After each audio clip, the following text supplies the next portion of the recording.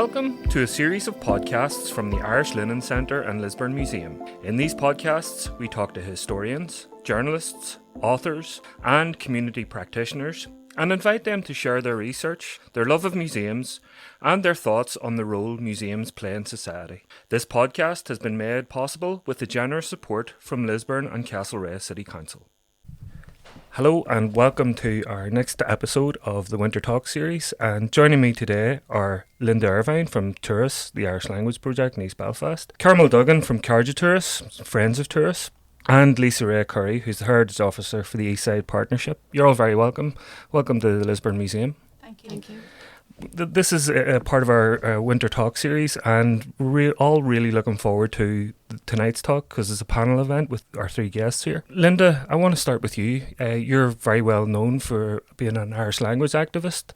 I suppose the question that a lot of people would want to know is, how did you become involved, and what attracted you to the Irish language? Absolutely accidentally. So it was through East Belfast Mission, and I worked for East Belfast Mission Turas as a project of East Belfast Mission. I was part of a cross-community women's group there almost 11 years ago now, and we did an introduction to the Irish language, and Hitchme Ra, Leish and Changa, I fell in love with the language, and that's basically where it started from. I started then going to classes in another part of Belfast in Drogheda, and then a journalist got the hold of the story because my husband at the time was the leader of the Progressive Unionist Party. So I mentioned East Belfast Mission. They were inundated by people locally who said, here, we want to go to your Irish class. And there was no Irish class. It had been a 6-week taster. So they approached me and we started a class, and I suppose the rest is history. Yeah, and how long have you been involved in it now? 11 years now. 11 years. Yeah, and it seems, we'll find out tonight that it's going from strength to strength. Carmel, can I just talk to you, because you had a really interesting project quite recently on Irish-speaking soldiers from East Belfast. Can you tell us the origin of that project? Well, really it had its origins in a small piece of work that had been done by Turas several years previously, which just looked at Irish speakers in the census of 1901 and 1911. And subsequently it was found that some of those Irish speakers were actually soldiers in the First World War. So that kind of spurred us on to look for funding, which Cairde Turas got funding from the National Lottery Heritage Fund. And about a group of us came together then to undertake the research. It was community-based research. None of us were trained historians, although some of us did have a bit of practice in that area. So we stayed with it for about 2 years. We ran into COVID, which limited us in some ways, but we ended up producing an exhibition and a website and a video, and I think they've generated quite a bit of interest. Yeah, and both the work that both you and Linda do it's very rooted in the community, and a lot of community input.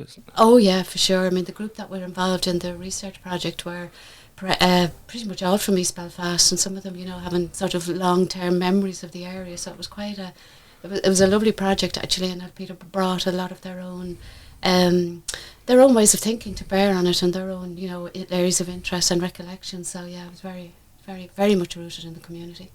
And Lisa, your work is very rooted in the community in East Belfast too. Can you tell us how you became involved in your work?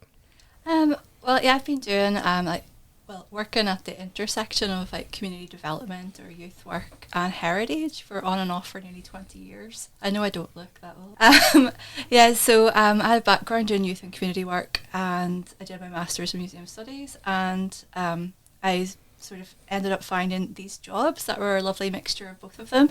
So for the last 4 years, I've been working for EastSide Partnership, which is an urban regeneration charity, as the heritage officer there. And the idea is that we're using community-led heritage work to really further the aims of urban regeneration, so that people will have a stronger sense of their place and increased civic pride and a greater sense of community.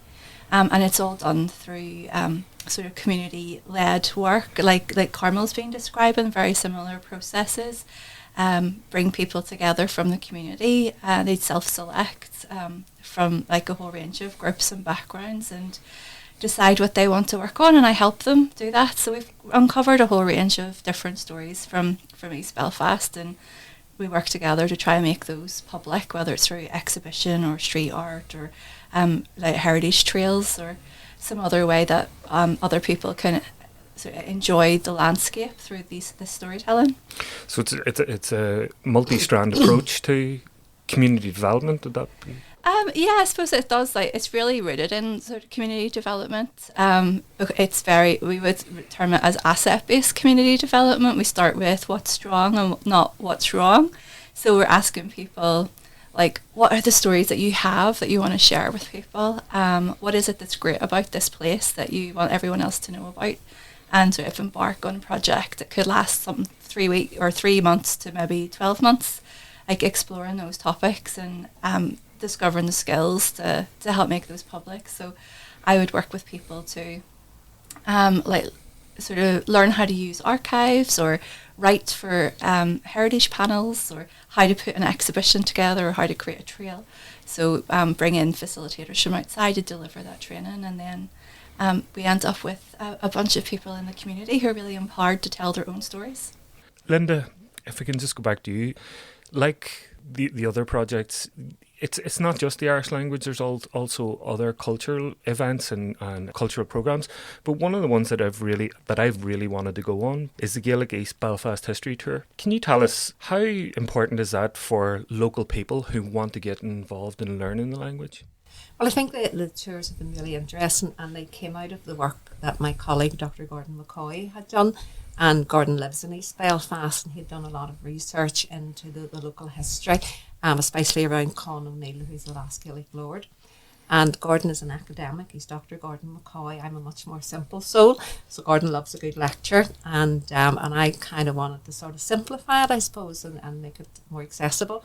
So we turned it into a pilot bus tour to start off with, which went down really, really well, and then that ended up growing into 2 bus tours. So now we have the Gaelic East Belfast one, which goes through a range of different history, all connected with the Irish language and Irish culture, and the Con O'Neill one, which is a storytelling one, and you get off at the different stops associated with Con O'Neill's life in those places in and around East Belfast. It's mostly local people who do the tours. Now, we do get people who come over from West Belfast or other parts of Belfast, and we'll get a small number of tourists, but mainly local people. And on our feedback forms, it's so interesting, because people will continually write, I've lived in East Belfast all my life, I've walked past these places, I've known this place all my life, but I didn't know the history associated with it. So it really reveals something to them about their own place, and increases their own local knowledge. So it's been really, really edifying for me, just to, I suppose, show people another side of East Belfast. Carmel, your project has also shown people on the other side of East Belfast. Going by 1901 and 1911 census, which you've used, can you give us a sense of what East Belfast was like 110 years ago? Yeah, we focused on the 1911 census just because it was that much closer to the war. And it was really interesting to find out just what the area was like. We were surprised, we would have known that area grew up to a large extent in response to the influx of industry and the growth of employment in the area. And so an awful lot of the houses, even in 1911, an awful lot of the houses on the streets were actually quite new. They were less than 10 years old. So in parts of the area, and we're talking about inner East Belfast now, in parts of that area, like, there were communities that were just being formed. They weren't long-standing communities. They were just information, and there was a huge amount of movement within the communities. People tended to move house every few years, which made our research quite difficult because we were trying to chase up addresses and so on. And people had come in, because of the employment, people had come in from all parts of the country. So in one of the wards, just for example, there were people from every single county in Ireland were represented there. So it was much more diverse than I think was generally thought of. There was also the religious mix was quite diverse too. That at least a quarter of the population were Catholic, and they were kind of sprinkled throughout the area. They weren't sort of living in concentrated areas. They were sort of distributed widely. So most of the neighbourhoods would have been a bit mixed. And then there was quite a bit of Irish spoken at the time for various reasons, including the fact that people had moved into the area from parts of the country where the language was still quite strong. Also because the language was actually being taught in the Catholic primary schools at that point. But Conradh na Gaeilge, the Gaelic League, was really strong in East Belfast at that time and had set up classes for adults, and they had been running for a number of years up to 1911. and beyond. And the Conradh Gaeilge actually was very well supported by prominent members of the Unionist community and Protestant churches, and even prominent members of the Orange Order. So it was much more homogenous, I think, far less homogenous than one might have thought, and a much more mixed and diverse area. Lisa, can I go to you again? One of the recent projects that you've been involved in is Strandtown. Yep. Can you tell us a bit about that and what you discovered about that area of Belfast? Oh my goodness. Well, Strandtown was part of a project we did called Connections. So we ran it in like 3 different neighbourhoods, and it was like a little tiny exploration of like a few streets at a time. And we brought together I think it was about 16 people who met every week for about 3 months. And we just decided to like explore the area. We went out, took pictures, did a bit of research, got some talks done, and people brought their own stories about the place. And I suppose what I found really interesting was, well, there were lots of stories there that I should have known as a heritage officer in the area and didn't. There was a tin town really close to Strandtown, which was made up of the huts that were built after the Second World War, and they were there right up until the 60s. I don't know, do you remember that, Linda? I don't remember them, but my aunt and uncle lived in the prefabs at Avonlea. Yeah. So not actually Strandtown. So there were like so much temporary housing because of the impact of the Second World War, and some of the people in the group were able to remember seeing those houses and playing like football team against there. And again, it was much more mixed as well. That was within living memory right up until the 60s, that there was there was Catholic places of worship, and even there was a rumour of a convent as well in the area, but we never quite pinpointed that down. So that's always part of our process too, is taking those stories and seeing if we can find any research to back them up. But that was in one of the stories that was brought to the group. So yeah, it was just fascinating. We had the famous stories from Strandtown too, like all of the C.S. Lewis connections as well, when we were able to celebrate those. His both sets of his grandparents lived there. He lived there until he was 9, until he went off to school. So yeah, it was just a gorgeous process to be through, and the group decided themselves that they wanted to create a timeline sort of celebrating their stories interwoven with those big stories, like the C.S. Lewis one, and it's on display at what's called Gelston's Corner, which is the site of the former Park Avenue Hotel. So you can walk past and read the whole history of Strandtown through their picture timeline, and the group put together themselves. Very proud of them. Yeah. So you're in a museum at the moment, and Linda, I suppose with Irish being probably a living, breathing thing, it doesn't neatly fit into a museum. But if there's one thing that you have discovered in your journey, and if you were to curate an exhibition of this, what would be one thing that you would put into a museum? I think the Loganniavnacha, the place names, because they're so beautiful, and I think a lot of people, that's how they begin their journey with the language, when they realise that this language that they had felt no connection with, felt wasn't relevant, was suddenly this awakening that it was all around you. So even as we sit here in Lisburn, and obviously the original name of Lisburn, Lisnagarawak, so the fort of the gamblers, these little hidden stories. So to me, I'm always keen to share those with people. So an exhibition of Loganniavnacha place names. Carmel, from your project on Irish-speaking soldiers, what would you put into a museum? I suppose there's lots of things you could put in from that particular piece of work, because it just would lend itself. You could put the whole thing into a museum.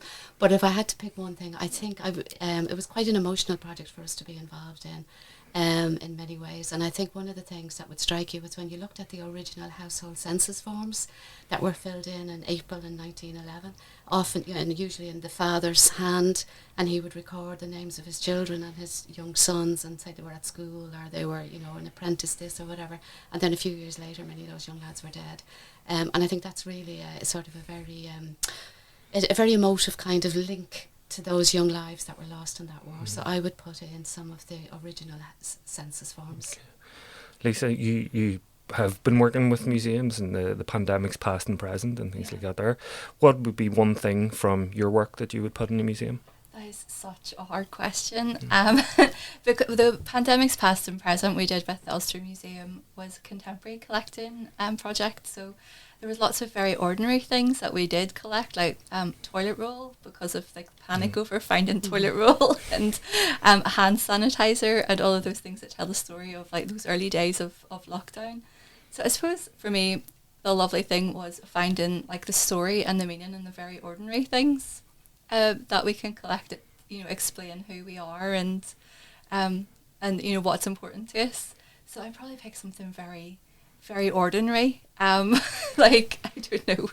For me, it's always probably a notebook or something. That's like where all the ideas and all of the, all of the stories that we collected through conversation with people. And like you bump into someone in a coffee shop and they tell you something else about their granny, and you're like, that's brilliant. I have to put that in an exhibition somewhere. So yeah, some way of collecting those maybe.